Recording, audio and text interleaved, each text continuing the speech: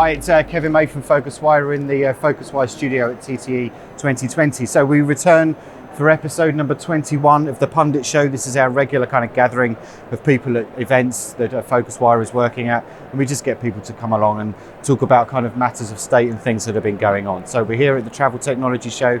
The Business Travel Show is downstairs. It's the end of day 2.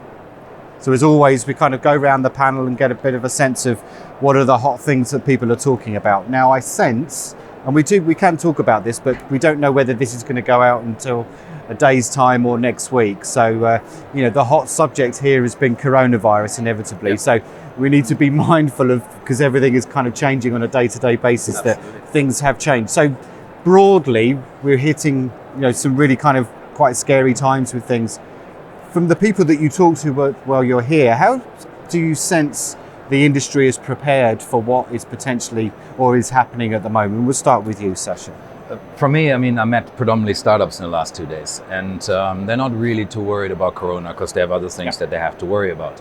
But while I was walking the floors, I was meeting up other people, and ITB just released, next week, conduct in terms of what you should be doing and you shouldn't be doing. One of the things that was said was don't shake hands and don't hug and kiss. Well, guess what?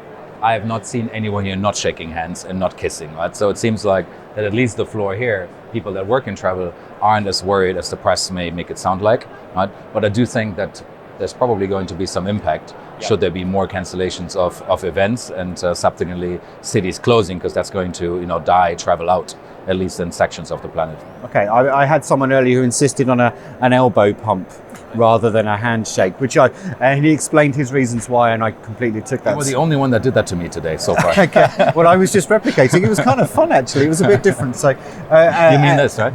Yeah, exactly. You got it right. So, Angela, you're too far away to do to an elbow pump. But you work for a consultancy, your own consultancy. The people that you talk to in the industry, do you think that they are prepared for things like this?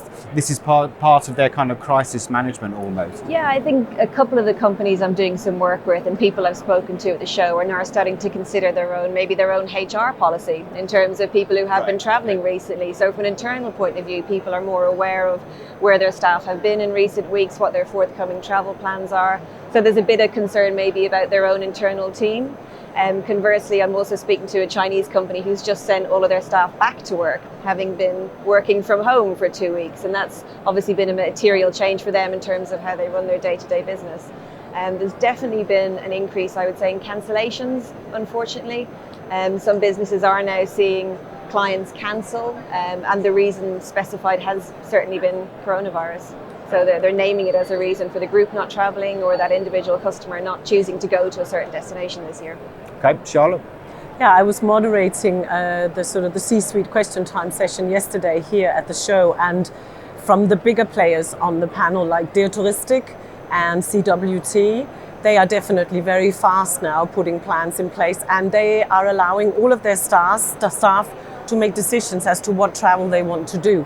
So for them, for those two companies, and I think for the very much the bigger type organizations, they are just making sure that they are not forcing their staff to do anything that could come back at them and sort of bite them in the behind, as it were, because it's very important that this does not have a negative effect on the image and the brands and their own brands. Yeah. Okay. As you say, it's a fast-moving situation, and who knows what by the time this is aired next week, who knows where we'll be. We may not be in Berlin. We may be doing something else. We may not well be in Berlin this time next week. We will wait and see. Right. So we've got that out the way. It's an important subject, but I could say, you don't want me to sneeze at you. Please don't sneeze at me unless you do it with your elbow. That's absolutely fine. So, Angela, we'll start with you. Generally, though, what's hot at the show this year? I mean, what are people talking about? If you can kind of theme anything around what people are discussing? I definitely get the sense that AI is more and more coming to the forefront in terms of people actually implementing it in their booking system. So the last couple of years, I felt very much like it's been something that people have talked about, they've known about. I'm seeing a bit more practical usage now around AI from a few companies. Another trend that I've noticed is there's been a couple of the startups actually at the back of the hall, some quite interesting companies as always, doing interesting and new and innovative things, but looking to bridge that gap between efficiency, so things that have maybe traditionally been done on an offline basis through a call center, and looking to see how that can be automated through a website, but then putting the passenger still in touch with maybe somebody in a call center environment or somebody still at the company. So it's been a nice kind of midway point between having that contact with the customer and still having an efficient and automated process. So that's been quite interesting for me at the show. I don't think I've seen anything really new at the show here. No. So there are topics that pop up again that I haven't heard in a number of years. So in the last year, and specifically at the show, I've been asked a lot about meeting space and meeting bookings online. Because meeting bookings traditionally has been very offline touch points because people wanted to know where sockets are, where cables are and stuff, right? With things going more and more wireless, there's less of questions that need to be asked for booking very easy meetings. So there were lots of startups that I've seen, but also, players here that, discussed meetings and should meetings go online finally. Right. I have seen AI, yes, more entailed into the experience side. Yes. There are more and more people talking about experience. It's a topic that I get really tired of, right? Because let's get it right. In 20 years of me working in this industry, experience still sucks. You try to make a hotel booking, it's still complicated, and even better tools out there, and I'm not going to name any, on the OTA side. I mean, even there it can be much better, but there's more focus on it now. So beforehand it was let's put in more tools and chat and conversion and pop-up messages and this and that. And now I've heard people talk about what's relevant to a booking. Maybe we need to do less in order to increase experience, not do more. So there's a lot of discussion around, and I think AI comes into play as part of that, in the experience space, but there's a lot being talked about, experience. And then on the startup fronts, the startups that I've seen, there's a lot of different areas. There's been a little bit on the airline side, looking at airline sales and enhancement services and anything that goes around that. I had a few meetings, funny enough, they always come in pairs and in blocks. I had meetings on claims, how to manage claims. I mean, we have claim management on the airline side, flights delayed. How much does the airline owe me? There are now claims on, on tour operators and packages and people that are trying to venture from, airlines where this has been done into other areas of travel now and transportation. Just on that then, Sascha, do you sense that a lot of the problems that were being solved a few years ago have kind of been done, and now startups are looking for coming up with solutions for problems that still kind of genuinely exist? And something around claims and refunds and things like that is just something that hadn't been tackled before, and it perhaps because it wasn't particularly sexy, perhaps. I think they were traditionally problematic to do because they were very hands-on processes that you had to do. You had to file forms, and those forms you had to request, and some were faxed to you. If you had a fax, some were mailed to you because they were not allowed to send them by email. They made it very complicated. Now in the 21st century, with everything going more digital, there are more digital procedures which make it more worth the while you spend time on it. Yeah. I think beforehand you couldn't get this profitable because you needed an army of people to work with that, which was good for the operators because it means less claims. Because it was so difficult to process a claim, right, consumers tend not to process a claim. Right? Whereas now they see an opportunity because it's become easier and can be digitalized a bit more, that there's an opportunity to make money on it. Okay, we'll come back to some startup stuff in a while. Charlotte, what's kind of exciting the people that you've been working with and talking to? Yeah, I mean, I think there's still quite a lot of work to be done in the one-stop shop kind of area of technology and travel. Again, we're just not there yet. It's quite unbelievable, really. We're still talking about the difficulties of still delivering the technology that will support the travelers to have that seamless experience of from planning and thinking about where they want to go to actually going and doing it and booking it and then changing their mind halfway through and kind of coming out the other end with exactly what they want. I mean, there are companies like, I know Nasasa has been here. We spoke about Nasasa last year at PhocusWire as well. There are various companies like them that are doing this and trying to do it. They still need to get over the line. It's still not quite there yet. So, and I think AI has been a huge topic here. Wherever I've gone, it keeps coming up. We see it. We see a little bit more animation and interaction with the technology now. What I find interesting that's kind of missing is voice recognition technology, because I think actually that's a real big next thing. It's interesting. Now, I was interviewing Joel Brandon Bravo on one of the stages earlier, and we were kind of semi-joking that the year of mobile lasted about a decade. Yeah. You would go to something like this and it'd be, and someone would stand up and say it's the year of mobile. And I wonder if we're getting the same kind of sense with voice, because I remember being on stage at Fitur, which is kind of the Spanish equivalent of World Travel Market, and doing a demo with Skyscanner. They were one of the first Alexa apps. Yep. And someone said, well, next year will be the year of voice because it's too early. And that was 4 years ago, and it's starting to become the year of mobile is the year of voice because no one really knows when it is. I think it's so Angela first, if we may. I mean, does voice kind of come up in the conversations that you have with your kind of clients? Not especially, if I'm honest, but then I think the customers that I'm talking with are maybe more focused around the hotel and tours and activity space. Okay. So to pick up on maybe something that Sascha mentioned earlier around the tours and activities now, I do feel they're coming more into the spotlight. They're having a moment. The hotel market and distribution is kind of pretty saturated. It's quite done. It's very mature. And now I do feel that there's tech that can actually distribute more. And I think that's reflected in platforms like Nazasa. So it's quite secular, I guess, and it's quite circular as well in terms of you need one thing to happen before then somebody can then distribute that and integrate it in the system. Chicken and egg kind of stuff. There's an element maybe of trust, I would say, over the voice activation in my view. But sorry to drop in, but that's also because there are so many elements of the travel industry that's still so paper-led. Yeah. I mean, we're still talking about paper. Tours and activities is having its heyday at the moment because we're finally overcoming producing everything on a piece of paper for that particular sector. Yeah. But now we're talking about the claims. I mean, paper is still a big part of this sector. There's more paper than there ever was before, I think. Right? If I go back to my office, I remember 20 years ago we talked about the paperless office. Yeah, I have more paper than I had 20 years ago. Yeah. Couple of things on that. First of all, I think you have returning topics as the industry is not ready to solve them yet, right? And we haven't really figured out how to visualize travel properly. How are we going to do this via voice, right? I mean, it's one thing to show good images, and most providers don't show good images yet, and don't show good videos yet. How are you going to visualize that over voice? Very difficult. I think that's what puts a stop to it. The consumer. That's the gap in voice technology. It doesn't inspire. It doesn't inspire at all. So it's very good for transactional processing activity. It's not so good for inspirational. That's the reason why for travel, it's probably difficult. A simple question on, hey, Alexa, what's the flight from Düsseldorf to London tomorrow morning at 8 a.m.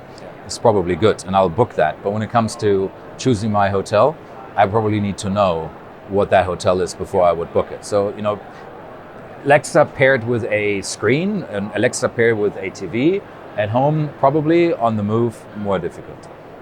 There's other elements that I have heard little bits or pieces of that keep on coming and going. Right? Has anybody heard a lot about blockchain? Yes. Here? Yeah, well, I don't think the uptake has been... Here we go. So here we go, right? So I was interviewing Winding Tree here yesterday. Yes. It was the chief operating officer, the co-founder. We did a 15-20 minute interview, and at the end, we were still doing the interview, and I said, you haven't said the B word yet. Yeah. It's all about distributed ledgers and things like that. And he works for a company that's the underlying technology and the protocol is based on blockchain. Yep. But they couldn't stop talking about blockchain when they first started. Oh, and yeah. I just wonder whether the blockchain thing, we'll start with you, and has it become almost like a dirty word? So people don't like to use it anymore because it was so kind of associated with things that perhaps weren't so successful or overhyped. So they use different terminology.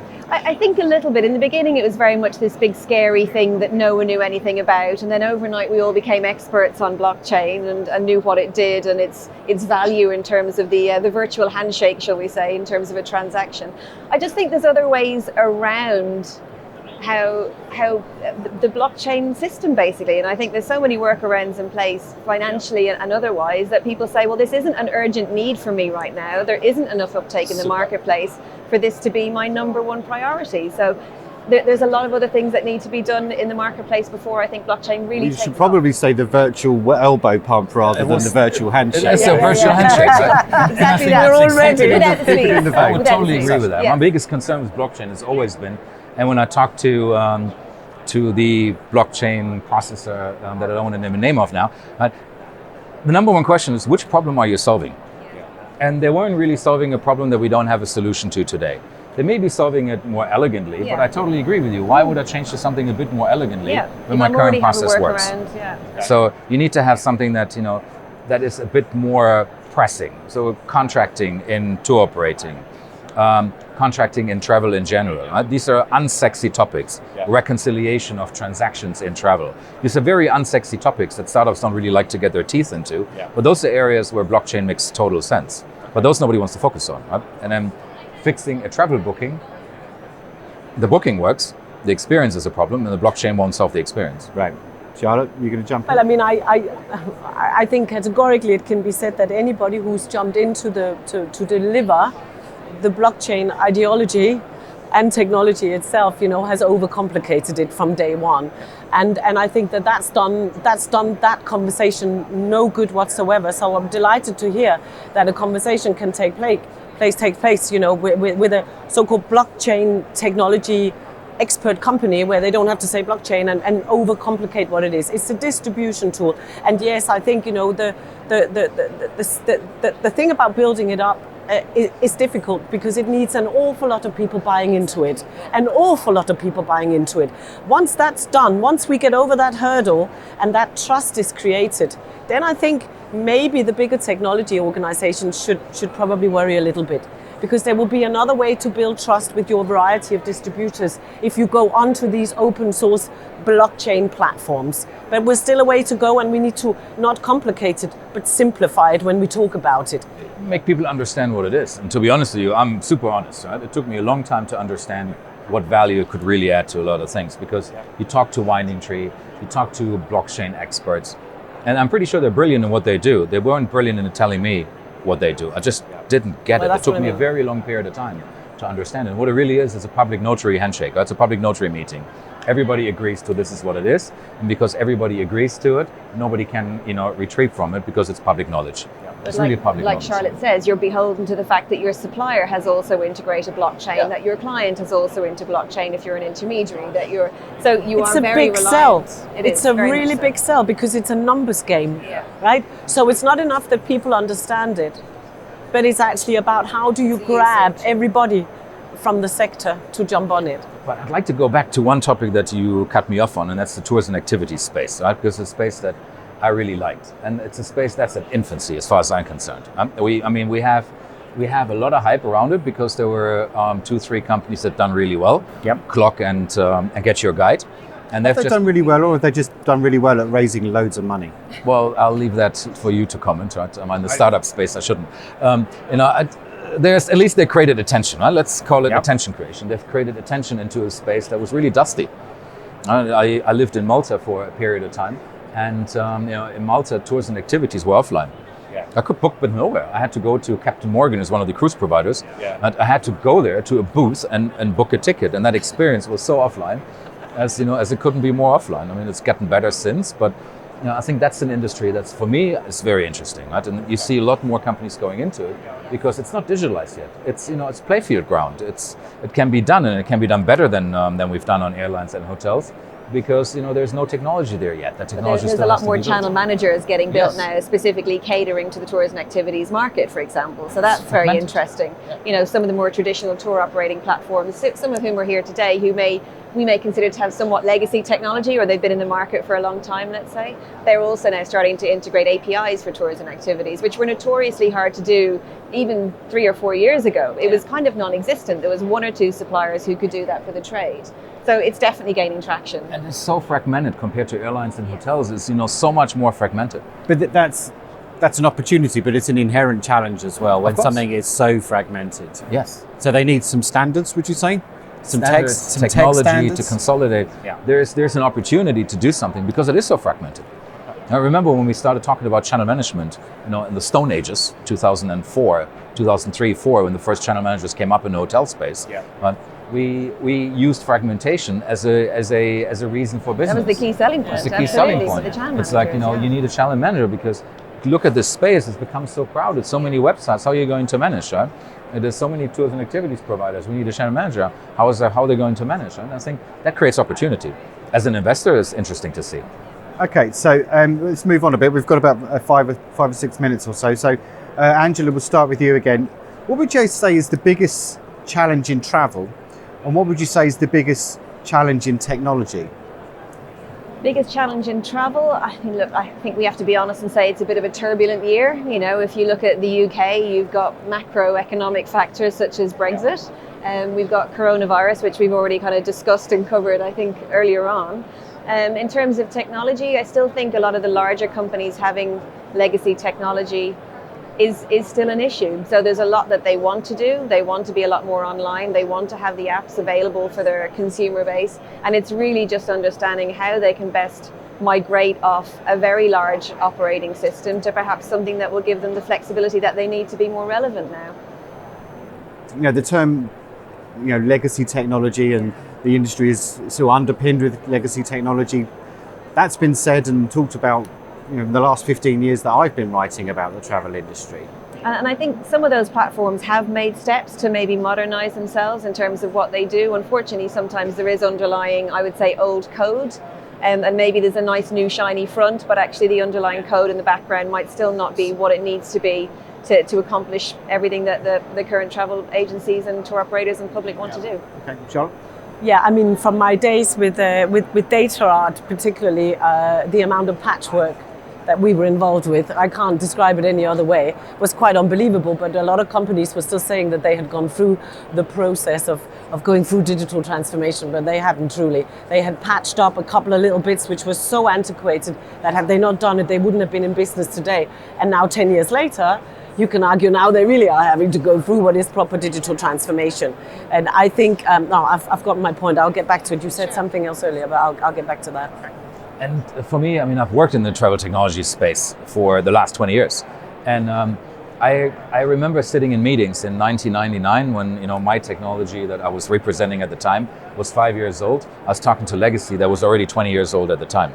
Guess what? Those systems are still around. As you said, they change front ends, but the underlying architecture is still of that age. Things that are common today that consumers want to do, they have problems to replicate because the technology doesn't work.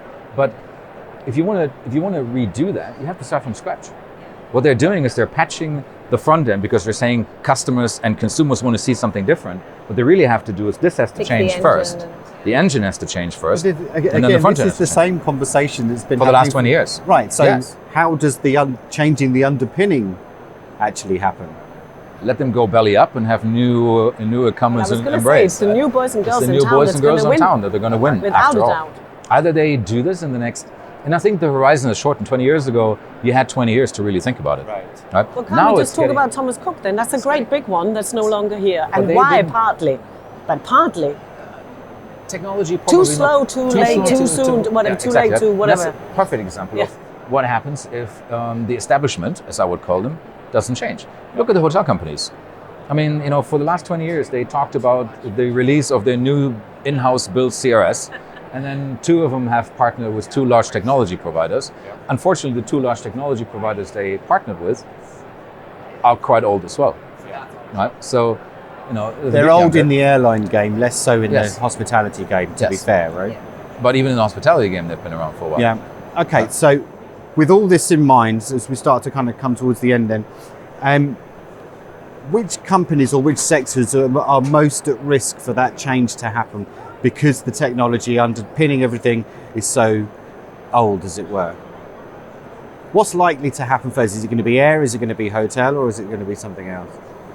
It's a tough one, and this year in particular has so many other factors impacting people's business. Yeah. It might not necessarily be the tech that impacts them in the short term, for example. So let's forget that Brexit is a thing and coronavirus is a thing. It's just a good old standard year in the travel industry and the technology that happens underneath it. I think those traditional tour operators who don't incorporate an element of the new digitized world, be that booking on an app, be it having some nice widgets maybe on an old website to at least make the user interface better for the customer.